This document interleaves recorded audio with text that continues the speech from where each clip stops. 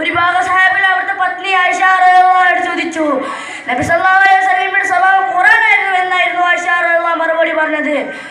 ഈന്തപ്പന ഓലുണ്ടാക്കി മേൽക്കൂലിയും വേവിക്കാത്ത മൺകട്ടൽ കൊണ്ടുണ്ടാക്കി ചുമരുകളും ഉള്ളൊരു കുടിലായിരുന്നു ലോകാനുഹ പ്രവാചകൻ താമസിച്ചത്. അല്പം തോന്നുമല്ലേ? കയറുകൊണ്ട മേലക്കട്ടിൽ ഈന്തപ്പന ഓണം നിരച്ച് തോടുണ്ടാക്കി തലയണ, തോടുണ്ടാക്കി ജലപാത്രം, ഇത്ര മാത്രമായിരുന്നു വീട്ടുപകരണം. ഈന്തപ്പന ഓലയുടെ പെരുത്ത പാടുകൾ അവിടുത്തെ ശരീരത്തിൽ പതിന് കണ്ട് സാബിൾ ചിലർ നബി തിരുമേനിക്ക് മാർഗമുള്ള ഒരു വിരിപ്പ് നൽകാൻ തീരുമാനിച്ചു. ആഗ്രഹം പഠിപ്പിച്ച സാബിയോട് നബി തിരുമേനി പറഞ്ഞ വാക്കുകൾ കേൾക്കണ്ടേ?